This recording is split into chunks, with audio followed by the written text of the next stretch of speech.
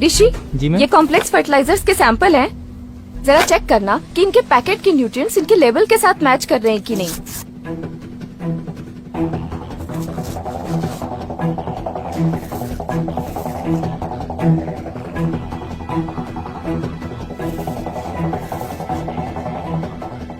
Packets के label अलग अलग हैं, लेकिन मिक्सचर सब में एक ही है। नया और अच्छा समझ के किसानी से खरीदते हैं। ज्यादा फर्टिलाइजर यूज करने से जमीन के पानी का ऑक्सीजन लेवल कम हो जाता है। मैम इसका मतलब ये फर्टिलाइजर्स भी एक तरीके से पॉइजन है। ऋषि, ये तीनों चीजें ना एक दूसरे से इंटरलिंक्ड हैं। अगर एक किसान जेनेटिकली मॉडिफाइड या हर्बिसाइड सीड खरीदता है तो उसे मजबूरन ये फर्टिलाइजर्स और पेस्टिसाइड खरीदने ही पड़ते हैं, वो कैसे? क्योंकि इन प्रोडक्ट्स को बनाने वाली कंपनीज के सर्टिफिकेशन यहीं से अप्रूव होते हैं। ये देखो, ये देखो, ये इन्हीं की स्ट्रैटेजी है। ये देखो,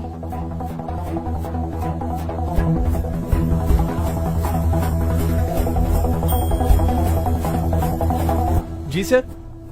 फर्टिलाइजर के नए सैंपल्स आने वाले थे, उनका क्या हुआ? सर वो तो एकता मैडम ले गई।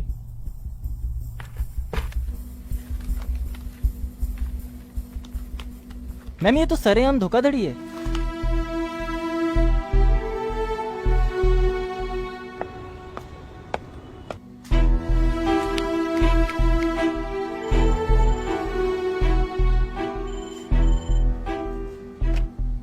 हेलो सर, मैं एग्रीकल्चर डिपार्टमेंट से बात कर रही हूँ। जी बोलिए। सर, हमने 3 दिन पहले आपको सीड और पेस्टिसाइड की रिपोर्ट भेजी थी, वो मिली क्या?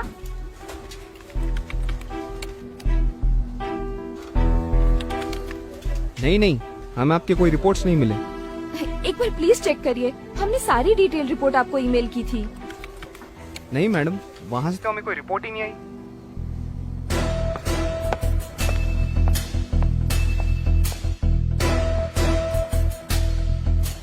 हेलो ऋषि, जी सर। आज शायद तुम्हारी इंटर्नशिप का लास्ट डे है। जी sir. Why don't you go to my cabin and wait for मी?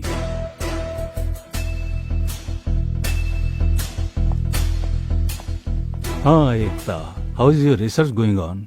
तो आप ये सब पहले से जानते थे, आपने रिपोर्ट क्यों नहीं भेजी अभी तक? एकता, लिसन केयरफुली, ये नई टेक्नोलॉजी है। We need to give time for science to grow.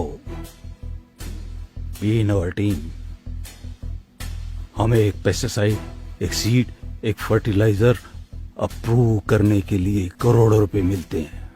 ओह, तो ये साइकिल आप लोगों का बनाया हुआ है कि जब एक किसान तुम्हारे सीड्स खरीदेगा तो उसे मजबूरन पेस्टिसाइड और फर्टिलाइजर्स खरीदने ही पड़ेंगे। किसान बेसिक फार्मिंग कर रहे थे, उपज और प्रॉफिट के लिए सब करना पड़ा। अब तुम सोच लो। उपज बढ़ाने के लिए 4 गुना कॉस्ट ऑफ कल्टीवेशन, वो भी पूरे झूठे वादे। पीटी कॉटन के बारे में क्या दावे किए थे आपने कि पूरा पेस्ट कंट्रोल होगा, पेस्टिसाइड की जरूरत नहीं पड़ेगी, पर हुआ क्या? चूसने वाले कीड़े और पिंक बॉलवर्म पहले से भी ज्यादा हो गए। सोच लिया, तुम जैसे गिरे हुए लोगों के साथ काम करने से तो अच्छा है कि मैं ये नौकरी ही छोड़ दूं।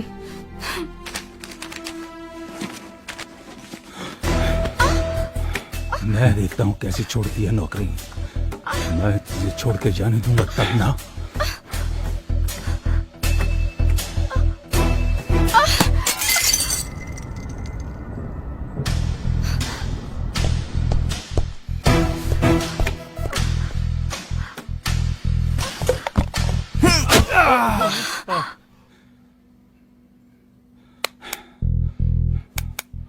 ये इलीगल ट्रेडिंग क्यों करते हो तुम लोग? मैम ये लोग ऐसे नहीं मानने वाले। इंटरनेशनल प्रेशर होता है। सबसे ज्यादा स्टॉक कहाँ भेजा है? पंजाब में। मैम हमें इनकी सर्टिफिकेशन किसी भी तरीके से रोकनी होगी। ऋषि, एक काम कर, जी मैम। आसपास के गांव में जा, सर्वे कर और पता कर कि ये सीड्स किन जगहों पर गए हैं। जी मैम।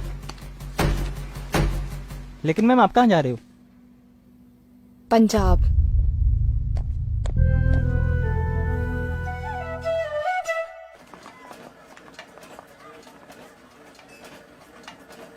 भैया, जी मैं एग्रीकल्चर रिसर्च सेंटर से आई हूँ, मुझे अवतार जी से मिलना है। आपका नाम? मेरा नाम एकता है। ओ मैडम जी, आप जिस डेटा के लिए रिसर्च सेंटर से यहाँ आई है ना, वो तो आपको वेबसाइट पे मिल जाना था। ओ तुसी तो एवे ही आगे जी इतनी दूर। देखिए, मैं समझती हूँ आप क्या कहना चाहते हैं, पर हमारे सेंटर से जो पेस्टिसाइड्स अप्रूव होकर आए हैं, मैं उनके डिटेल्स जानना चाहती हूँ। और उनका क्या, जो पिछले 30 साल से अप्रूव होके आ रहे हैं? मतलब? मैं बताता हूँ, चलिए।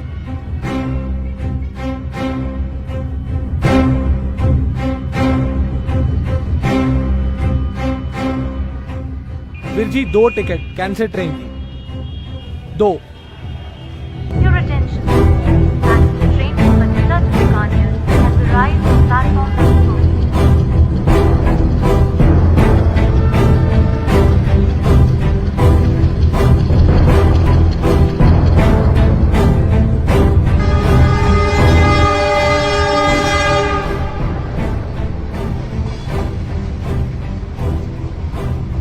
मैडम जी, इस ट्रेन का हर दूसरा बंदा कैंसर का पेशेंट है, आप कितने भी चेक कर लो। और यही ट्रेन है जो बठिंडा से बीकानेर तक जाती है। अब आप इनको ही देख लो।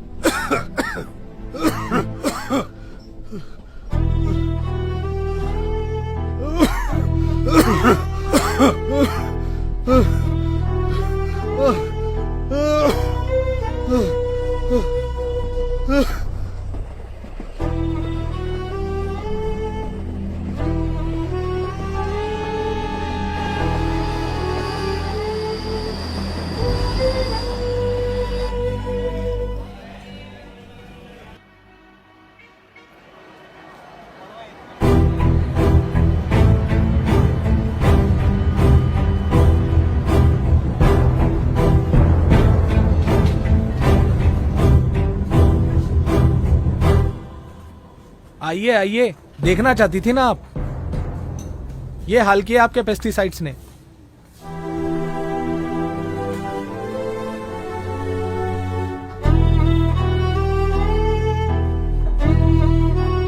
किसी का भी टेस्ट करवा लीजिए मैम आप, खून नहीं पेस्टिसाइड से निकलेगा।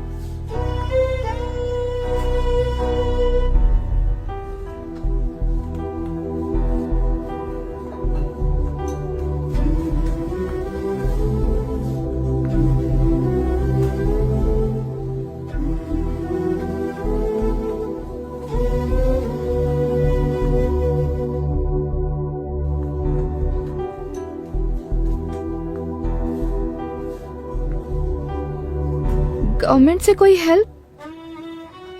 जहर और दवाई दोनों एक ही कंपनी बनाती है। अगर आपको फुल डिटेल चाहिए तो आप दिल्ली जाकर भूषण सर से मिल सकती हैं।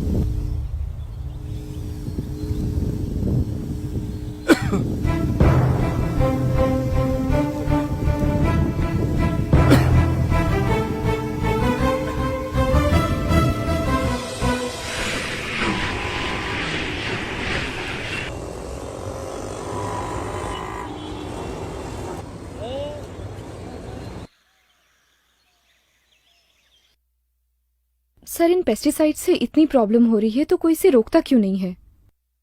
प्रॉफिट बेटा, प्रॉफिट। एकता, हमारे देश में 100 अलग अलग तरह की फसलें उगाई जाती हैं। इन 100 फसलों में से सरकार सिर्फ 24 फसलों का दाम तय करती है और उन 24 में से 2 फसलें गेहूं और चावल को सरकार किसानों से खरीदती है। गेहूं और चावल के दाम गांव में एक सर्वे टीम को भेजकर किया जाता है। सर्वे टीम किसान से उनकी खेती की लागत के बारे में जानकारी लेती है। किसान अपनी 30% कमाई पेस्टिसाइड, सीड्स और फर्टिलाइजर खरीदने के लिए, 30% लोन पे करने के लिए और बाकी बची कमाई जमीन का किराया भरने में लगाते हैं। किसानों की इस लागत के आधार पर सरकार भाव तय नहीं करती, बल्कि कंज्यूमर की जेब की क्षमता के अनुसार भाव तय किया जाता है। सरकार के इस निर्णय से किसानों को बहुत बड़ा नुकसान होता है और बाकी के 22 फसलों का भाव लोकल ट्रेडर्स तय करते हैं। जब मार्केट में उन 22 फसलों की डिमांड ज्यादा होती है, तब उन्हें गोडाउन में रोक दिया जाता है। डिमांड दोगुनी होने पर ट्रेडर्स उसका फायदा उठाकर फसलों को मनमाने दाम पर बेचते हैं। ट्रेडर्स की इन हरकतों से किसानों को उनकी फसलों का सही दाम नहीं मिल पाता। उदाहरण के तौर पर किसान जब एक फसल को बाजार में बेचने जाता है, तब उसका पहला हिस्सा उसे तैयार करने में जाता है, दूसरा उसकी पैकिंग में, तीसरा ट्रांसपोर्टेशन में, चौथा उस पर टैक्स भरने में, पांचवा मार्केटिंग पर, छठा मिडलमैन को, सातवां होलसेलर को, आठवां रिटेलर और सबसे आखिर में जो हिस्सा बचता है वो मिलता है किसान को। इस नुकसान से बचने के लिए अगर सारे किसान मिलकर अपनी फसलों को सीधे कंज्यूमर को बेचे तो उन्हें सिर्फ पैकिंग, ट्रांसपोर्टेशन का खर्च होगा। इसके अलावा उन्हें सिर्फ रिटेलिंग और उसका टैक्स भरना होगा। इस प्रोसेस में पहले 90% के मुकाबले 50% ही किसान का खर्च होगा और बाकी का 50% किसान को मिल जाएगा। किसान अपनी मर्जी से खेती कर सकता है, लेकिन अपनी मर्जी से बेच नहीं सकता। सर, अथॉरिटी कुछ क्यों नहीं करती? अथॉरिटी?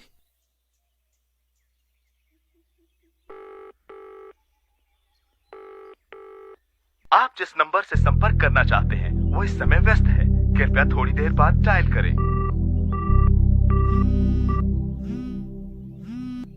हाँ ऋषि। मैम, गांव वालों को मुआवजे के नाम पे सिर्फ 5 रुपए का चेक पकड़ा रहे हैं। ऋषि, सारी डिटेल्स ईमेल करो। जी मैम। मैम, एक और चीज। हाँ हमने जो लैब में सीड्स, पेस्टिसाइड्स और फर्टिलाइजर टेस्ट किए थे, हाँ। गांव वाले वही सारी चीजें इस्तेमाल कर रहे हैं।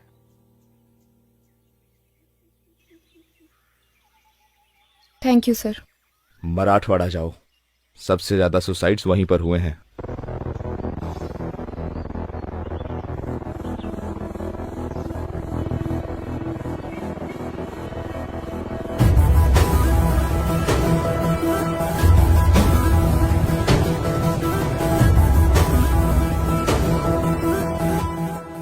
मैंने ये मीटिंग इसलिए बुलाई है ताकि मैं इन प्रोडक्ट्स की सच्चाई आप सबके सामने रख सकूं। ये प्रोडक्ट्स कंपनीज अपने फायदे के लिए इस्तेमाल कर रही है। महंगे होने के साथ साथ इन प्रोडक्ट्स की वजह से एनवायरनमेंट को भी काफी नुकसान हो रहा है। आपको पता है, हर्बिसाइड टॉलरेंट कॉटन कई देशों में बैन है, फिर भी बिना परमिशन के ये सीड्स हमारे किसानों तक पहुंच रहे हैं और इस वजह से कैंसर जैसी कई बीमारियां आए दिन हो रही हैं। मैडम, पिछले 30 साल से ये सारे प्रोडक्ट पूरे देश में इस्तेमाल हो रहे हैं। मैं खुद एक रिसर्च साइंटिस्ट हूँ। मैंने रिसर्च की है। इसकी सारी डिटेल रिपोर्ट इसमें है। ये बीटी सीड्स है।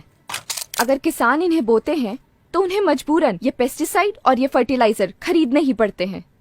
ये एक ऐसा चक्रव्यूह है जिसे सीड, पेस्टिसाइड और फर्टिलाइजर की इंडस्ट्री ने मिलकर बनाया है। इसका मतलब आप ये कहना चाहती है कि हमारे किसान इन सारी चीजों की वजह से कर्ज में गिरते हैं?